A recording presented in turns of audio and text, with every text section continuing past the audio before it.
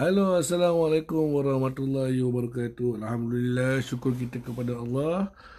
Macam saya kata lah, kita akan sambung sikit lah ya. Sambung sikit lagi. Okey, jadi siapa yang tengok live saya tadi yang tengok live saya memusnahkan barang-barang sihir. Alhamdulillah, syukur kepada Allah. Bermakna sekarang ni saya tidak ada lagi lah simpan-simpan barang sihir dalam rumah saya tu.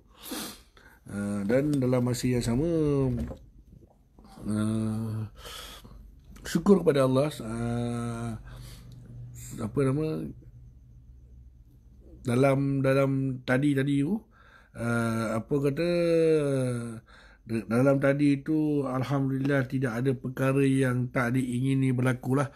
Cuma biasalah gangguan-gangguan kecil tu biasa. Tu benda-benda yang biasa lah. Okay. Terima kasih juga kepada sahabat-sahabat kita, sahabat-sahabat yang mendoakan kesejahteraan saya, yang mendoakan saya akui mungkin di kalangan, mungkin ada beberapa sahabat-sahabat kita ni yang memiliki ilmu mengubati, dan saya akui mungkin anda ada yang buat jarak jauh untuk melindungi saya. Syukur, alhamdulillah, subhanallah, Maha suci Allah. Yang ni yang kita nak sebenarnya, kita membantu satu sama lain kan. Tak semestinya anda seorang perawat, tetapi anda juga boleh berdoa kepada Allah, semoga Allah melindungi saya kan, daripada segala mara bahaya. InsyaAllah, alhamdulillah, syukur kepada Allah. Saya sangat bersyukurlah. Alhamdulillah, saya berbalik dengan selamat, tidak ada sebarang apa-apa yang berlaku. Okay, alhamdulillah. Okey, jadi sementara kita nak menunggu waktu subuh ni, saya ada beberapa persoalan kan, beberapa pencerahan yang hendak saya pencerahkan, dan saya nak menjawab beberapa soalan. Okey, dan saya nak jawab beberapa soalan yang mana kekeliruan anda, insyaAllah saya akan cuba menjawab. Semoga ianya terlerai lah daripada segala-galanya. Okay. Fahmi Masdun, Pak Menawir, sebab apa ya saya nak solat kadang-kadang badan rasa lenguh, jadi malas terus nak solat. Okey, Fahmi, sebenarnya kan bila kita nak solat ni, tiba-tiba kita rasa lenguh.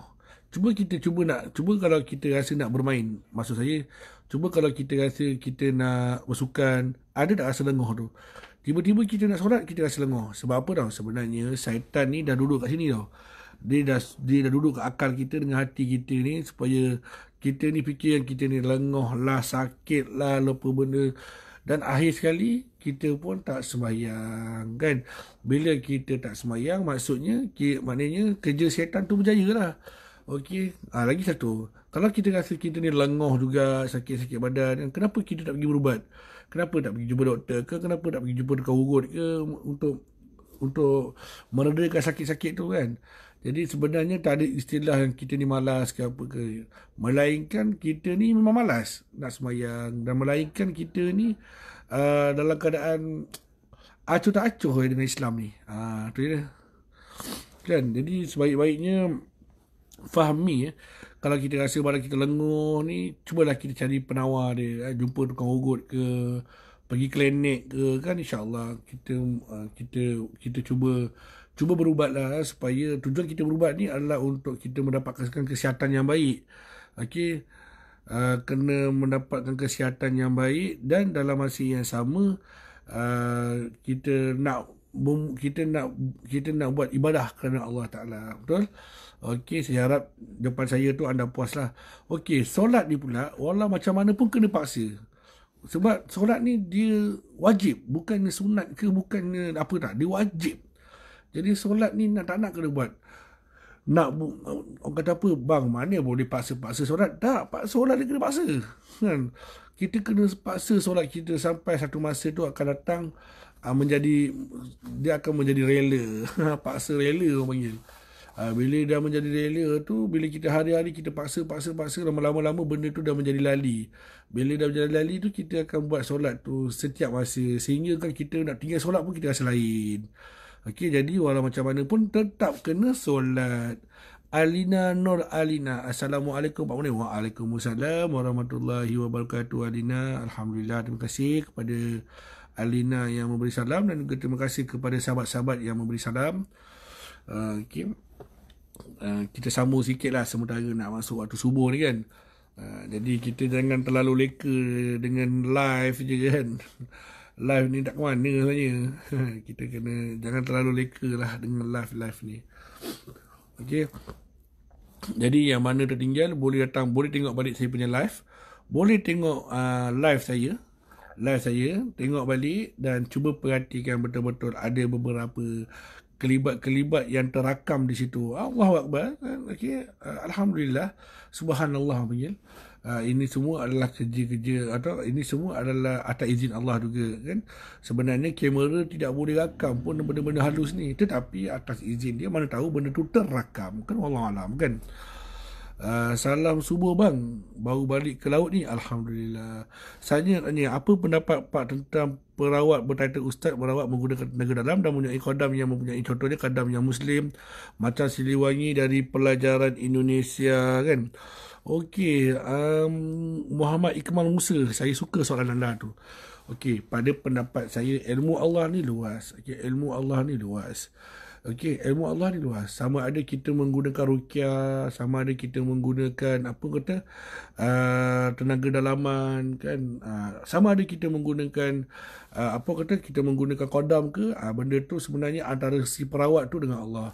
Tetapi sebagai seorang perawat, dia kena tahu, okey, dia kena tahu tugas seorang perawat ni apa. Sebagai seorang perawat ni tak payahlah kita nak declare yang perawat ni ustaz. Sebab apa? Bila kita declare diri kita ni sebagai ustaz, jadi apa benda yang kita buat pun akan menjadi perhatian semua. Okey, contoh saya lah. Saya ni tak pernah mengaku saya ustaz. Saya selalu kata saya ni Pak Munawir.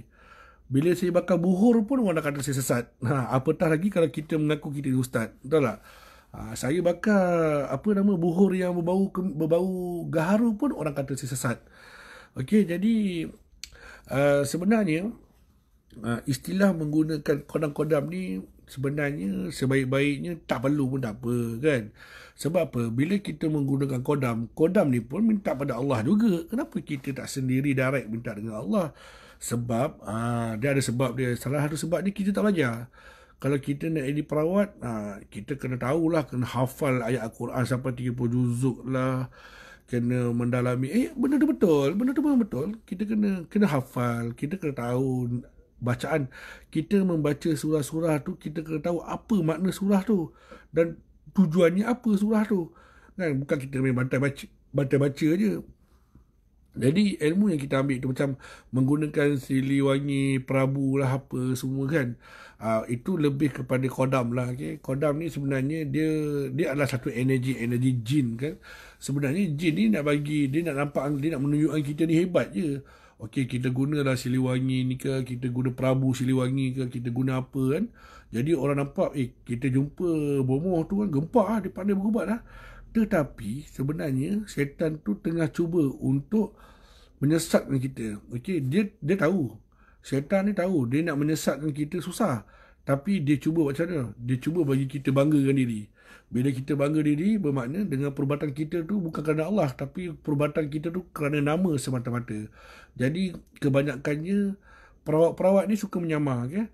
Nak jadi perawat, syarat wajib kena jadi perawat, kena pakai kapiah, kan? Kena pakai serban, kena pakai jubah, kena pakai tasbih, baru jadi perawat, betul tak? Okey, sebenarnya nak menjadi perawat, apa yang kita pakai ni semua adalah pakaian semata-mata. Pakaian semata-mata. Allah tidak memandang pada pakaian seseorang tu. Allah memandang hati. Kita berubat orang kerana apa? Kerana Allah. Kita berubat orang kerana apa? Ilmu yang kita belajar. Ilmu Allah ni luas. Tetap ilmu sihir pun tak ilmu Allah. Jadi kita menggunakan ilmu al-hikmah. Al-hikmah ni adalah ilmu tenaga dalaman. Kita ada beberapa cakra yang kita kena buka. Okay? Tenaga dalaman menggunakan pernafasan. Rasanya itu bukan syirik. Rasanya itu juga bukannya menggunakan qadam. Itulah menggunakan tenaga dalaman. Sebab tenaga dalaman kita ni kuat kan. Jadi macam mana nak jawab kuat tu, kita kena belajar. Dia adalah dia cakra-cakra, dia titik-titik tengah dia untuk kita buka benda tu. Okey, faham InsyaAllah. Akmal kalau tak faham juga boleh direct PM saya. Okey lah. Kata-kata Pak Menawai minum kopi dulu. Dah ada dah kopi. Ni Nescafe. Oh, panas. Alhamdulillah. Sedap. Kopi Pak Menawai. Apa patut saya buat? Maksudnya aku tak faham. Fahmi, awak tanya apa? Saya tak faham. Oh, pasal tadi. Fahmi, apa patut saya buat? Jadi patutnya awak buat tu, patut kena pergi merawat lah. Tu je lah. Okey Fahmi, dulu saya belajar dekat pondok, Indonesia pondok. Then saya balik, saya duduk dengan pakcik saya. Pakcik saya ni tak tahulah perawat ke apa ke. Kebanyakan ayat ni pelik-pelik. Tapi saya tak berani cakap. Cuma saya tak amalkan apa yang ayat dia orang bagi untuk seharian, takut akidah terpesong. Okey, fahami. Kalau awak belajar dekat pondok Indonesia, bermakna awak ni belajar mungkin mengaji, mungkin tarekat. Jadi saya rasa awak tahu ayat apa yang digunakan. Selagi mana benda tu, ayat yang dipakai tu, selagi mana daripada ayat Quran, insya-Allah boleh pakai. Selagi mana dia mendatangkan manfaat kepada orang tu sendiri, boleh pakai. Tapi kalau ayat tu daripada mantra pelik-pelik apa semua, sebaiknya tinggalkanlah. Kadang-kadang mantra tu memanggil kita minta tolong dia. Jadi bila dia dah tolong kita, dia timbal balik kan. Dia nak pula bahagian dia kan. Okey, apa patut saya buat? Saya dah jawab tu. Okey. Kaf 40, ya betul. Kaf 40 tu betul lah. Macam mana nak jadi macam Pak Munawir? Alah, macam-macam. Aduh, Mak Anip sejati soalan awak ni. Aduh, yai. Macam mana nak jadi macam Pak Munawir? Anip sejati. Anip ni top fan saya lah, Anip. Minta maaf ni saya menjawab daripada segi sahabat lah ya. Sebaiknya ni menjadi diri sendiri itu adalah lebih baik daripada kita menjadi diri orang lain. Okey, tapi saya faham macam mana nak jadi macam Pak Munawir kan. Okey, salah satu benda yang paling bagus sekali adalah kita kena banyak belajar. Okey, kita kena ada minat. Pertama kita belajar.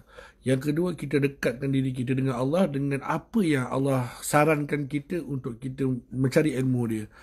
Duduklah dalam fardu kifayah, duduklah dalam majlis berilmu. Kalau kita rasa kita berminat dalam perubatan, kita duduk dalam perubatan. Perubatan ni banyak. Ada hikmah, ada perubatan daripada segi alternatif, ada perubatan ruqyah kan. Jadi sebaik-baiknya kita duduk pada tu, kita kena ada keberanian dan kita kena ada kesungguhan. Barulah kita menjadi apa yang kita nak. Tak payah jadi Pak Munawir. Jadi diri sendiri. Kadang-kadang diri sendiri lebih baik daripada menjadi diri orang lain. Okey.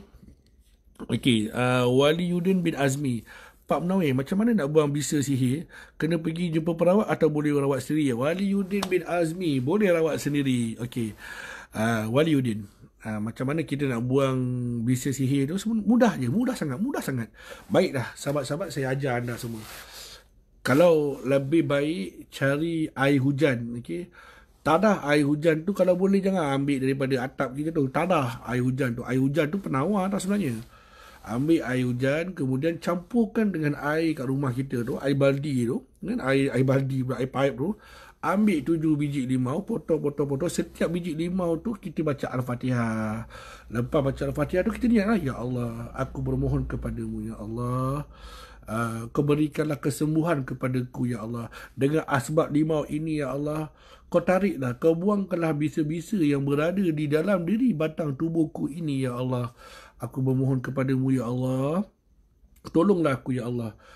Gugurkanlah, buangkanlah segala bisa-bisa ini seperti air yang mengalir, yang tidak akan kembali. Kan air tu kan turun kan, dia tak akan kembali balik kan. Takkan air tu nak naik atas kan.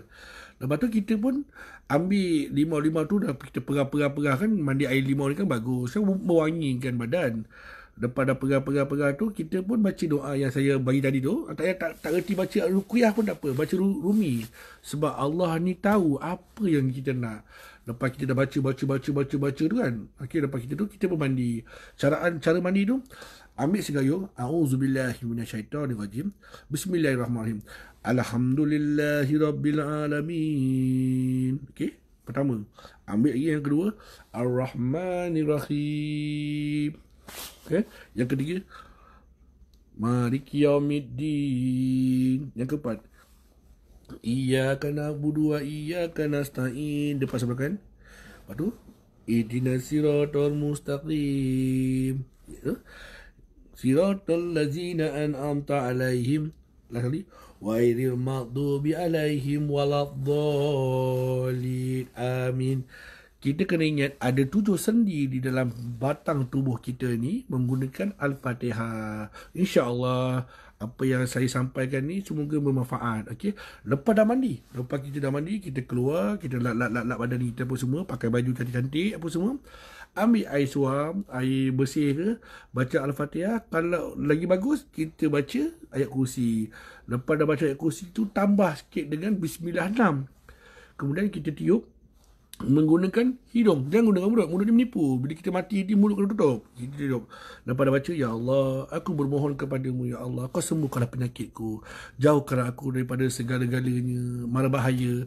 Jauhkanlah aku daripada segala anasir-anasir yang tidak baik. Dan aku mohon padamu, Ya Allah, dengan air ini naikkanlah seri wajahku. Kan boleh kan?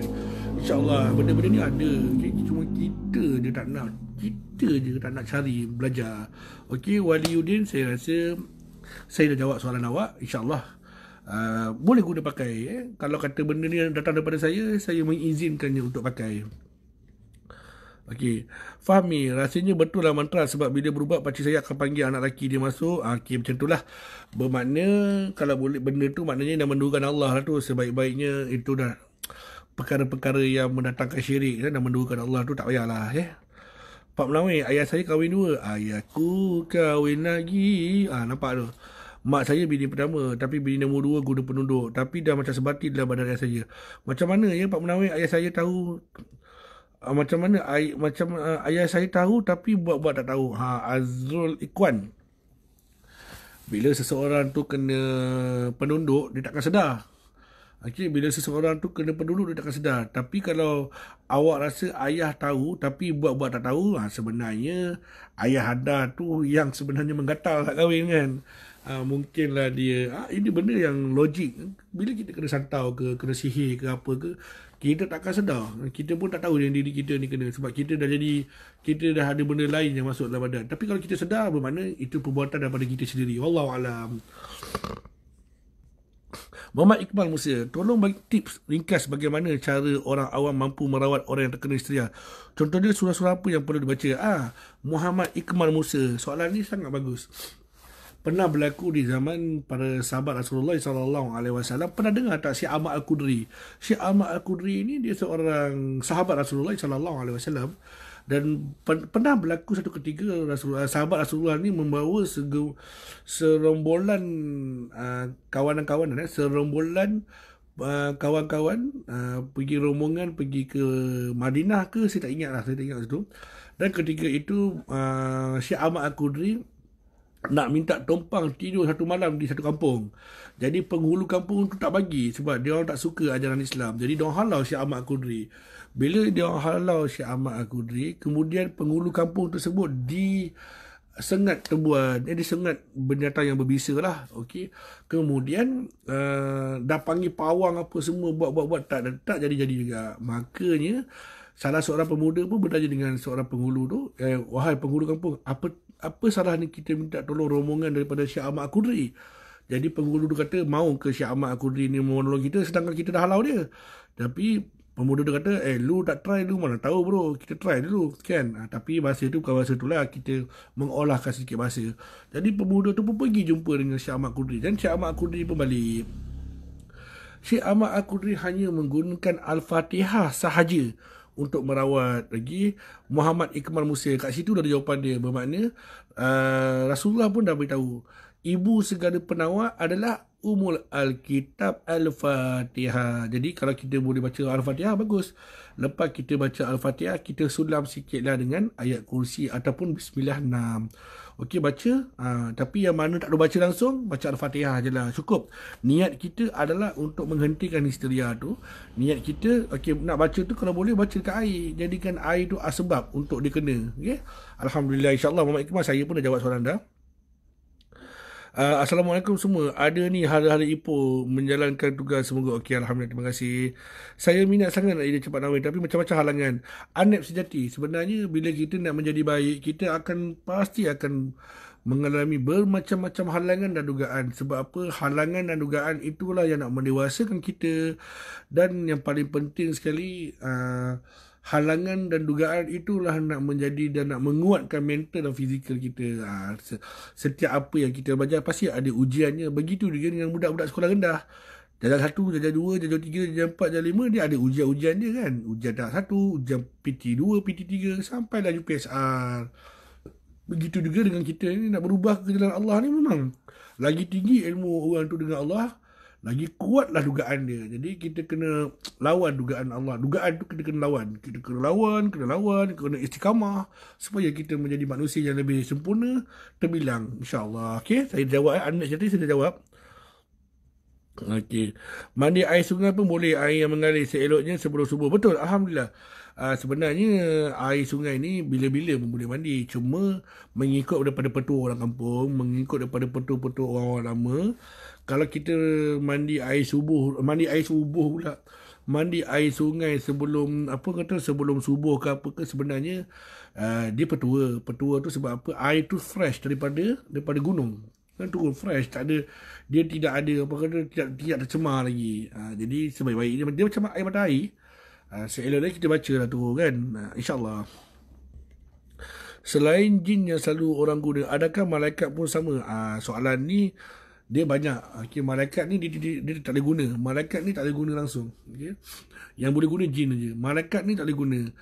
Malaikat ni hanya diutuskan oleh Allah untuk membantu kerja-kerja dia. Dia tidak akan mengganggu kita.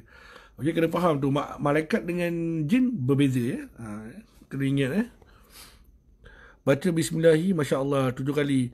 Sekali baca hembul tapak tangan, lepas tu tepuk dalam kaki. Alhamdulillah, ini antara petua-petua, okey. Salam PM, mak saya ada saka dari arwah maknya, tapi saka tu baik untuk mencari anak cucu cicit. Saya nak tanya, sekiranya ibu meninggal, saya takut saka masuk kat saya atau anak saya. Macam mana saya nak buang? Boleh PM? Macam mana saya nak buat PM? Anasu, saka ni mana ada baik? Tak ada mana ni baik. Saka ni tetap saka. Saka ni adalah jin, okey. Saka ni adalah jin yang menumpang duduk daripada manusia. Kenapa kita nak pakai saka? Tak ada saka yang baik pun. Kenapa kita nak guna saka? Saka tu tak ada yang baik pun. Okey, kena ingat satu benda. Okey, kena ingat Allah menjadikan manusia ni berbentuk fizikal, zahir, dan batin kita ni Allah menjadikan korin.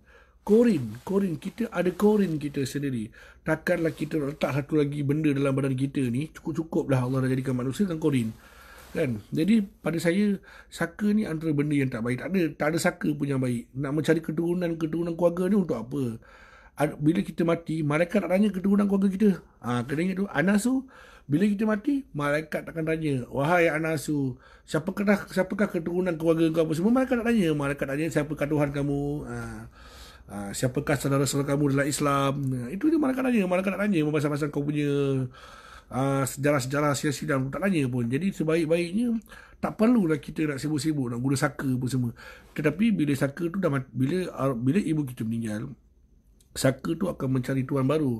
Jadi sebagai seorang anak, kalau kita sayangkan mak kita, suruh mak kita buang siap-siap. Untuk apa saka tu? Kita kat dalam dunia ni dah canggih dah. Ada polis, ada tentera apa semua kan.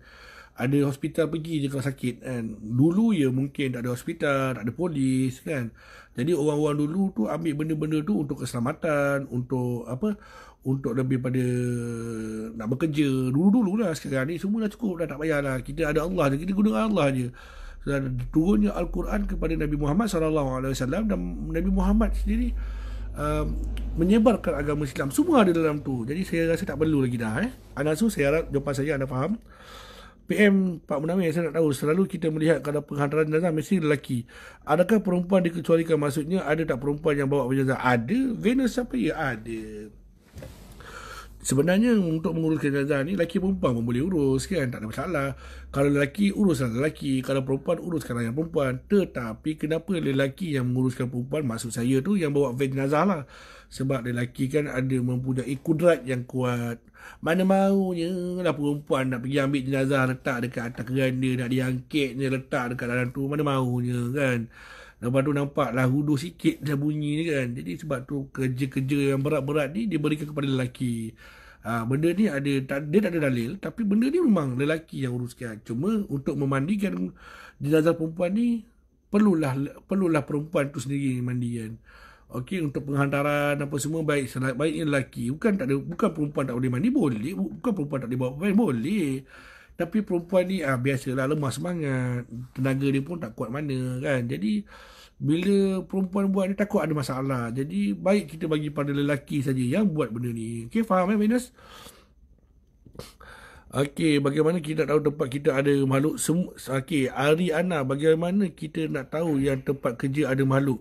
Semua tempat ada makhluk. Okey, makhluk Allah ada, makhluk syaitan ada, makhluk jin ada, serangga pun ada. Tetapi makhluk yang dimasukkan tu saya faham, benda-benda halus. Syaitan ni berada di sekeliling kita. Walaupun kita dalam surau ke dalam masjid pun tetap ada berada di sekeliling kita. Okey. So jangan takut. Pak Munawir terbaik, tak kena ikut ilmu. InsyaAllah Allah akan pemudahkan. Terima kasih banyak-banyak. Ilmu ni ilmu Allah. Apa yang saya tahu saya kongsikan. Berdosalah saya kalau saya tak kongsikan ilmu ni. Malaikat akan tanya saya, apakah yang kau gunakan ketika usia kau tengah hidup, tengah sihat? Apakah yang kau gunakan ilmu yang diberikan Allah kepada kamu? Maka berdosalah ke atas saya kalau saya tak sampaikan. Orang tanya, kita jawab. Okay? Jawab untuk pengetahuan. Alhamdulillah, kita kena membantu. Saja nak tahu apa yang perlu saya lakukan jika benda tu ada. Kalau benda tu ada, kita kena banyakkan selawat ke atas Nabi. Istighfar lah, astaghfirullahalazim. Duduk tengah-tengah buat kerja kan, type kan, duduk layan TikTok ke apa kan. Astaghfirullahalazim alladzi la ilaha illa wal hayyul qayyum wa atubu ilaih. Laisa la min dunillahi kasifa, laisa la min dunillahi kasifa, la ilaha illallahul malikul haqqul mubin Muhammadur Rasulullah Sadiqul haqqul abi astaghfirullah illallah akanata wa berzikir, bertahmid, insyaAllah diri kita ni akan sentiasa dilindungi oleh Allah. Dan rajin-rajinlah ada wuduk. Wuduk ni membuatkan kita ni sentiasa dijaga oleh malaikat-malaikat. InsyaAllah ya. Ariana, insyaAllah cuba. Haris Hakimi, waalaikumsalam. Mana mau tumpul Yub. Tuan yang dimulia Allah memperduakan Allah dan Rasulullah. Betul. Bob Roslan. Memperduakan Allah dosa besar. Betul. Lagi satu, Bob Roslan. Assalamualaikum tuan yang dimulia Allah. Sebenarnya kalau kita ni menduakan Allah ni memang berdosa. Tak ada satu benda pun yang tak berdosa kalau kita menduakan Allah. Semuanya berdosa. Selagi mana kita ni menduakan Allah ni dah lah berdosa, syirik lagi tu kan. Baik, Anasu, terima kasih Pak Munawir. Sama-sama, insyaAllah saya akan usahakan. Amin, insyaAllah. Anasu, perbanyakkan istighfar dalam hati. Astaghfirullahaladzim, astaghfirullahaladzim, astaghfirullahaladzim, astaghfirullahaladzim. Kan? Perbanyakkan istighfar, perbanyakkan selawat kepada Nabi. Berdoa kepada Allah. Semoga Allah memberikan kita ganjaran yang baik dan sentiasa Allah melindungi kita daripada segala anasir-anasir yang tidak baik. Muhammad Safwan, yang minyak dagu tadi selalunya dah ada nama mangsa atau boleh siapa pun. Tak boleh. Muhammad Safwan, sebenarnya minyak dagu ni tidak mempunyai nama. Cuma siapa yang memiliki minyak dagu tu akan diletakkan nama si pemiliknya. Itu saja. Kemudian untuk mengaktifkan minyak dagu ni perlu diteteskan 1 atau 2 titik darah ke dalam minyak tersebut untuk diaktifkan dan dia akan synchronize dengan si pemakainya. Itu sajalah. Lepas tu dia nak pakai kat semua orang tu lantak dia lah kan. Tapi itu berdosa besar. Okey, Abang Cik Mo. Assalamualaikum Pak Munawir. Waalaikumsalam. Abang Cik ni kalau masuk ni saya seram sikit. Saya ada hutang dengan dia ni. Hutang baju. InsyaAllah bang, nanti kalau dah siap baju tu, saya pun tak tahu bila saya nak buat. Sebab baju tu nak buat kena ada modal kan. Jadi saya minta maaf banyak-banyak lah Abang Cik kan. Bila saya dah ada modal nanti, saya akan buat baju tu. Modal tak ada lagi kan. Modal ni banyak nak digunakan benda-benda yang lebih penting. Nurul Nuyui. Assalamualaikum Pak Munawir. Kalau kita selalu nampak kelibat, apa maknanya? Tak ada apa makna pun. Okey, kalau kita nampak kelibat tu bermaknanya kita ni, kasyaf kita ni terbuka lah. Tapi bukanlah buka sepenuhnya. Kalau kita ternampak tu kadang-kadang perasaan kita. Kadang-kadang benda tu dia menghadirkan diri untuk menyesatkan kita. Itu je. Tak ada makna-makna pun. Tak adanya, aku nampak benda tu lah, itu tandanya ada orang nak hantar-hantar aku. Tak ada. Okey, jangan percaya pada tayu-tayu mayul ni semua. Okey, insyaAllah. Ada apa-apa pertanyaan lagi ni? Sekarang pukul berapa dah? Pukul 5.40. 5.35. Sekejap lagi dah asar. Lagi dah subuh ni. Saya dah kena tutup lah saya ni.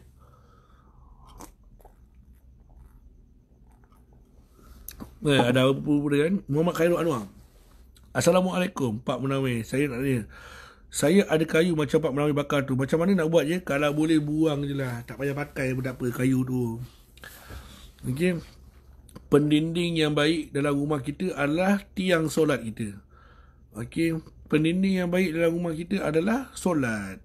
Jadi kayu tu tak ada sebab nak simpan untuk apa. Rumah kita ni pun dah diperbuat daripada batu-batu, cukup-cukup dah tu. Kalau kita ni kolektor kayu, lain cerita lah kan. Saya suka lah kayu gemunggal hitam, terus teras gemunggal, sudu betam. Saya suka lah. Kalau suka nak simpan tak apalah. Tapi kalau kayu tu nak disimpan atas sebab-sebab lain, rupa tak payah lah. Baik buang je lah. Tak ada roja kan. Selain minyak dagu, minyak apa selalu yang digunakan ilmu hitam? Venus Sapphire sebenarnya. Kalau nak tahu minyak tu minyak hitam, selagi mana dia menggunakan jin, menggunakan kodam, minyak tu minyak hitam lah cerita dia. Minyak hitam ni banyak. Ada minyak senyonyong, ada minyak dagu, ada minyak dayak, ada minyak kata apa, minyak pelik-pelik lah, yang lebih pada ke arah kesyirikan tu. Tu minyak-minyak yang hitam lah cerita dia. Sahabat saya ada mengalami susut tubuh badan dalam masa sebulan, dah berubat moden dan syifa tapi masih belum ada perubahan. Dia beritahu ada terlihat kelibat macam plastik hitam masa nak masuk rumah. Tak ada dapat alamat dalam mimpi. Apa pendapat Mas Salehin? Sebaik-baiknya saya tak ada jawapan tu sebenarnya, tapi saya cuba menjawab daripada gerak hati saya. Kalau dia pergi jumpa doktor pun tak ada apa-apa jawapan, dan kalau dia jumpa perawat pun tak ada jawapan. Sebenarnya jawapan tu ada pada diri dia sendiri. Mungkin dia ni mengalami tekanan perasaan, mungkin dia ni ada satu masalah yang tak dapat diselesaikan. Kena duduk dengan dia, kena duduk. Apa yang kau nampak? Dia macam orang ni lah. Saya minta maaf lah, bukan dia, tapi dia macam orang yang sagam lah. Lepas sagam kan dia steam kan. Bila dia steam tu, dia macam lah, dia berhalusinasi lah kan. Jadi untuk mengelakkan dia daripada berhalusinasi, kena banyakkan dia aktiviti. Kena banyakkan dia. Lepas tu rajinkanlah dia duduk dalam program-program majlis ilmu kan. Kena banyak temankan dia, kena borak dengan dia. Apa yang sebenarnya berlaku kat dia. Okey, mungkin dia ada masalah jiwa, mungkin dia ada tekanan perasaan kan. Benda-benda macam ni pun dia kadang-kadang pun berkait-kait kat ni. Saya selalu melihat live Pak Munawir ni. Banyak ilmu yang saya dapat. Dari tak tahu hingga dah tahu. Ilmu yang tak pernah akan habis. Betul tu. Duit kalau bagi 1 juta memang habis. Tapi ilmu yang kita bagi, ilmu yang kita guna ni, kita amalkan, insya-Allah dia akan bertambah. Dan orang yang menggunakan ilmu tu akan mendapat manfaat yang baik. Dan setidak-tidaknya kita mendapat pahala daripada apa yang kita buat tu. Itu pun juga tergolong daripada fardu kifayah. Datuk Seri Adam, kalau selalu mimpi benda tak elok, macam mana mati kena bunuh dan bermimpi orang bunuh orang tapi tak bunuh saya? Macam mana tu? Datuk Seri, sebenarnya mimpi itu adalah mainan tidur, mainan syaitan. Okey, tidak ada satu mimpi pun yang diramalkan tepat. Okey, sebab apa? Kita ni manusia tidak boleh meramal salah satu benda. Contohnya sekarang pukul 5.30. Okey, 5.35 kita pun tak tahu nak dia apa. So benda ni, mimpi ni adalah mainan syaitan. Okey, mainan. Mimpi ni mengikut daripada Nabi Sulaiman AS, iaitu 1001 tafsir Nabi Sulaiman. Nabi Sulaiman pun ada beritahu di dalam tafsir mimpi dia adalah tafsir semata-mata, bukan dia dah beritahu aku mentafsirkan 1001 mimpi berkenaan dengan mimpi, tetapi mimpi ini juga adalah mimpi mainan syaitan.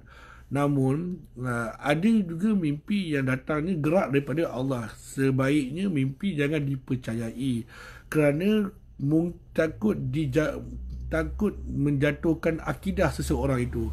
Jadi kalau mimpi yang pelik-pelik tu tak payah kita nak ambil tahu, just kita fikir, kita ignore je. Kalau kita rasa mimpi tu orang bunuh kita ke, kita bunuh orang ke apa kan, Besok pagi kita bangun, ya Allah aku mimpi pelik dah. Subhanallah, ya Allah aku memohon kepadamu, ya Allah malam tadi aku bermimpi dengan benda yang pelik sangat. Aku mohon padamu, ya Allah kau jauhkanlah aku daripada segala anasir-anasir yang tak baik. Kita minta pada Allah, itu kan lebih baik kan. Okey, Dr. Sri, faham Nurul Duyur, terima kasih sama-sama. 538, Assalamualaikum. Nak kena out, Assalamualaikum. Mau kita pun subuh pagi. Bila nak buat live Pak ni tak sabarlah. InsyaAllah nanti saya akan buat live. Saya ada simpan keras munggah. Saya ada simpan kayu teras ke munggah Pak Menawir. Simpan tak apa. Okay. Thank you very much PM. InsyaAllah salam subuh. Saya ada pernah jumpa orang letak ikan puyuh atas pintu. Tu syirik ke atau sekadar petua? Petua je. Tapi nak letak ikan jos pun tak apa. Tak ada masalah pun. Cuma beza dia, ikan ni, binatang-binatang ni dia nampak malu-malu halus. Tu je. Orang kata macam anjing, kita letak anjing, bila orang lalu, anjing menyalak. Tuan rumah pun dapat tahu lah, anjing menyalak ni, mesti rumah aku nak kena curi, tahu tak? Begitu dia dengan ikan ke apa. Bila dia nampak malu halus tu, dia berkocak-kocak. Kita pun rasa, ada benda yang tak bagus ni. Macam tu lah, dia petua je, tak ada apa-apa pun. Okay. Okey, bertaubat sebelum mati itu bagus. Semoga Allah mengampuni segala dosa. Okey, baiklah. Sekarang dah pukul 5.40. InsyaAllah kita akan berjumpa lagi dalam live yang akan datang. Saya minta maaf, saya tak dapat jawab soalan anda semua. Okey, satu lagi soalan. Saya jawab satu lagi soalan. Adakah mimpi selepas kita solat istikharah boleh dipercayai ataupun itu adalah itu? Solat istikharah tu kita boleh percaya. Sebab apa? Itu kan mimpi. Itu sebenarnya gerak daripada Allah Subhanahu Wa Taala. Tapi kena ingat bukannya hari ni kita solat, besok kita dapat jawapan, tak. Tapi kita kena solat benda-benda betul-betul. Okey, kita kena stop di sini. Azan pun dah berbunyi. Okey, kita kena habis di sini. InsyaAllah kita berjumpa lagi dalam live akan datang. Semoga ia mendatangkan manfaat kepada anda semua. Semoga mendatangkan kebaikan kepada anda semua. Jadi saya Pak Menawir ingin menyusun 10 jari 1000 kemaafan. Saya sekiranya saya terkasar bahasa, sekiranya fakta yang saya bagi salah, betulkan saya. InsyaAllah kita berjumpa lagi. Assalamualaikum warahmatullahi wabarakatuh dan selamat berhujung minggu kepada anda semua.